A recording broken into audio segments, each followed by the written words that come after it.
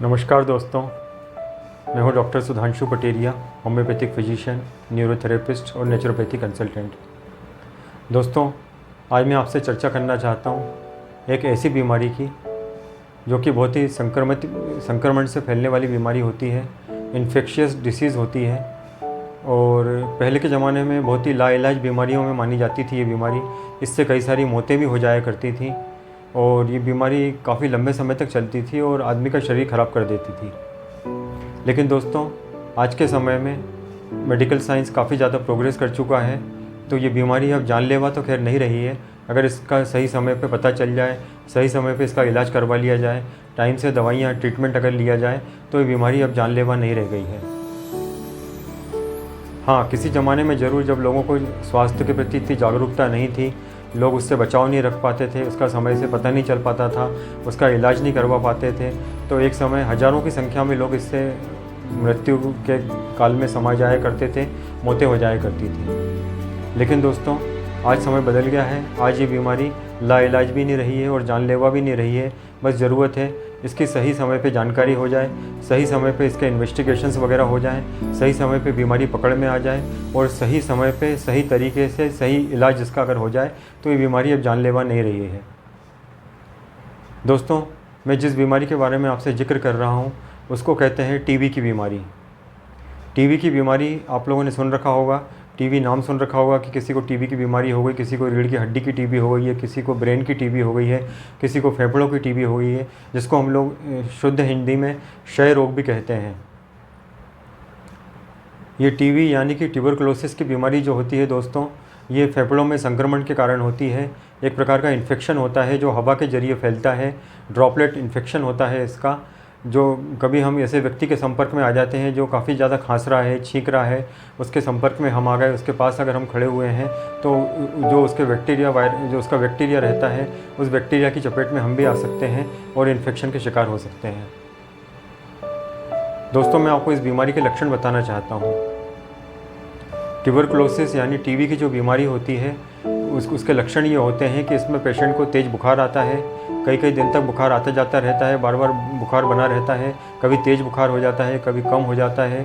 इसके अतिरिक्त जो है लोगों का वजन कम होता चला जाता है, पेशेंट जो रहता है वो धीरे धीरे काफ़ी कमज़ोर होने लगता है, उसकी भूख वगैरह सब खत्म हो जाती है, उसको खाना पचना बंद हो जाता है और हमेशा उसको लॉन्ग टाइम तक जो है खांसी बनी रहती है।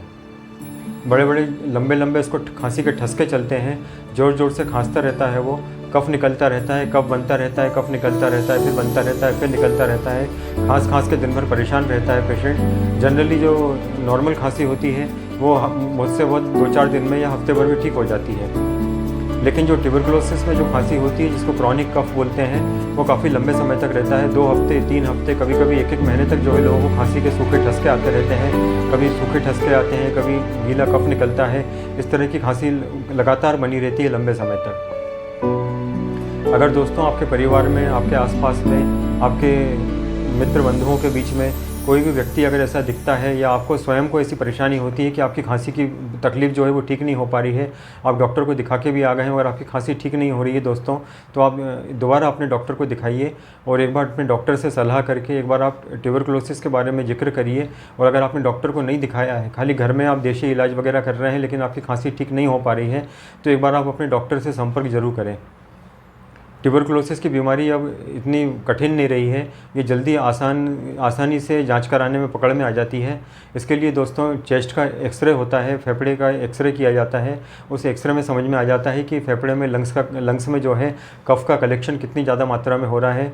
इसके अलावा जो है खांसी के सूखे सूखे ठसके आते रहते हैं, तो आपका जो कफ़ निकलता है उस कफ़ की यानी कि बलगम की जाँच भी होती है। उस बलगम की जाँच में भी जो है टीबी के बैक्टीरिया पकड़ में आ जाते हैं। कुछ ब्लड टेस्ट भी होते हैं इसमें, चेस्ट का एक्सरे होता है, ब्लड टेस्ट होते हैं और जो स्पुटम रहता है जिसको हम कफ बोलते हैं या बलगम बोलते हैं, उस बलगम का भी पैथोलॉजी टेस्ट होता है और उस पैथोलॉजी टेस्ट में जो है टीबी की बीमारी पकड़ में आ जाती है। उसके बाद दोस्तों इसका डॉक्टर जो ट्रीटमेंट लिखता है वो ट्रीटमेंट थोड़ा लंबे समय तक चलता है, 8 महीने 1 साल तक करीब इसका ट्रीटमेंट चलता है ट्यूबरकुलोसिस का। लेकिन अगर कंटिन्यू इसका ट्रीटमेंट लिया जाए, टाइम से दवाई गोली खाई जाए, तो टीबी की बीमारी जो है वो ठीक हो जाती है। तो कहने का तात्पर्य यही है दोस्तों कि कि टीबी की बीमारी अब लाइलाज नहीं रही है। अगर नियम से जो है इसका पूरा 6 महीने साल भर का जो भी डोज डॉक्टर लिख के देते हैं हमको, वो ट्रीटमेंट अगर कंटिन्यू ले लिया जाए तो टीबी के बैक्टीरिया पूरी तरह से बॉडी से ख़त्म हो जाते हैं, उसके कीटाणु मर जाते हैं और व्यक्ति की ज़िंदगी बच जाती है, मरीज़ जो है पूरी तरह से ठीक हो जाता है। तो दोस्तों, मेरा उद्देश्य यही था आपको कि बीमारियों के बारे में जागरूकता पैदा करता हूँ जिस तरह से मैं, तो इस तरह से मैं आपको आज ट्यूबरकुलोसिस का मेरे मन में विचार आया कि मैं इस बीमारी के बारे में भी आप लोग को अवेयर करूँ। अगर आप लोग को खांसी कंटिन्यू बनी रहती है, कंटिन्यू खांसी चलती रहती है जो ठीक होने पे नहीं आ पा रही है, तो एक बार अपने डॉक्टर से मिलकर सलाह ज़रूर करें और जो भी पैथोलॉजी टेस्ट डॉक्टर लिखता है, जो भी इन्वेस्टिगेशंस आपको लिख कर देता है, उस इन्वेस्टिगेशंस को पूरा करवाइए। छाती का, अपने फेफड़े का एक्सरे करवाइए, लंग्स का, जिसमें पता चल सके, क्योंकि बीमारी फिर धीरे धीरे पूरे शरीर में फैल जाती है। जैसे इंटेस्टाइन की भी टीबी हो जाती है, किसी किसी को स्पाइन की, रीढ़ की हड्डी की टीबी भी होती है और ब्रेन ट्यूबरकुलोसिस भी होता है। मैक्सिमम जो है सबसे ज़्यादा मात्रा में जो पाया जाता है वो होता है लंग्स का टीबी, फेफड़े की टीबी जिसको बोलते हैं, और हमारे मेडिकल की भाषा में जिसको पल्मोनरी ट्यूबरकुलोसिस कहा जाता है।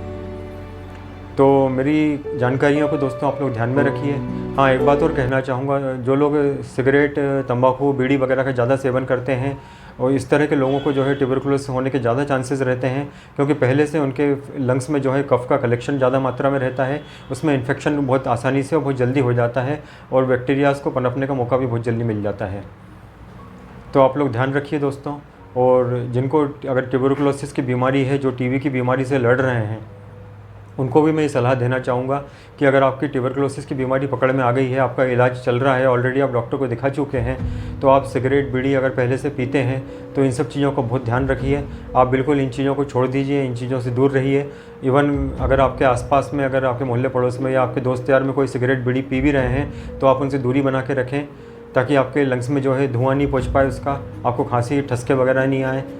और शराब का सेवन अगर आप करते हैं, सिगरेट वगैरह, बीड़ी वगैरह पीते हैं, उन सबको बिल्कुल छोड़ दीजिए। टाइम से जो है डॉक्टर ने आपकी जो दवाइयाँ लिख के दी हैं वो पूरा कोर्स करिए, चाहे वो आप 1 साल का कोर्स हो, चाहे 8 महीने का कोर्स हो, वो पूरा आप अपना दवाई का कोर्स टाइम से लीजिए, टाइम से दवाइयाँ खाइए।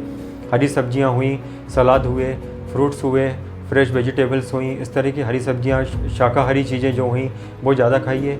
1 गिलास दूध रोज़ पिए। इस तरह का आप डाइट, आहार में अपनी ये चीज़ें ज़रूर जोड़ के रखिए। सादा सिंपल भोजन करिए और ज़्यादा से ज़्यादा जो है आप हरी सब्जियों का, ताकतवर चीज़ों का, फलों का इस्तेमाल करिए, ताकि आपका शरीर स्वस्थ रह सके और बीमारी से लड़ सके। तो दोस्तों, मेरी छोटी सी जानकारी को ध्यान में रखिए आप लोग, और एक बड़ी बीमारी से बच के रहिए, अपना ध्यान रखिए। और इन्हीं शब्दों के साथ मैं आपसे विदा लेता हूँ। दोस्तों, मेरा उद्देश्य ये है कि मैं स्वास्थ्य के प्रति जागरूकता पैदा करूं, लोगों में बीमारियों से बचाव के प्रति जागरूकता पैदा करूं। ऐसी कोशिश करूं कि हम स्वस्थ रहने के लिए हमें डॉक्टर के पास जाना ही ना पड़े, हम खुद ही पहले से ही प्रिकॉशन और प्रिवेंशन रख के स्वस्थ रह सकें। इस उद्देश्य से ही मैंने ये चैनल बनाया है। मेरा उद्देश्य खाली स्वास्थ्य के प्रति जागृति पैदा करना है। दोस्तों, अगर मेरे विचार, मेरी भावनाएँ और मेरे वीडियोज़ अगर आपको अच्छे लग रहे हैं तो आप मेरे वीडियोस को लाइक करिए, शेयर करिए, ताकि आपके और भी दोस्तों तक जानकारियाँ पहुंच सकें। इसके साथ साथ मेरे चैनल में इसी तरह के मैं इन्फॉर्मेटिव कंटेंट डालता रहता हूं, ताकि लोगों तक सही जानकारी पहुंच सके। तो आप मेरे चैनल को भी दोस्तों सब्सक्राइब कर लीजिए। आगे इसी तरह की कई बीमारियों के ऊपर मैं आपसे चर्चा करता रहूँगा, और इसके जो स्पेशलिस्ट हैं, डॉक्टर्स हैं, कोशिश कर रहा हूँ मैं कि मैं उनसे भी डायरेक्ट संपर्क करके बीमारियों के बारे में, उसके बचाव के बारे में, उसके ट्रीटमेंट के बारे में मैं आप लोगों से संपर्क में बना रहूँ। तो दोस्तों, मेरे चैनल को सब्सक्राइब कर लीजिए। मुझे आप लोग बहुत स्नेह दे रहे हैं, प्यार दे रहे हैं, इसके लिए आप लोगों का बहुत बहुत धन्यवाद दोस्तों। नमस्कार दोस्तों।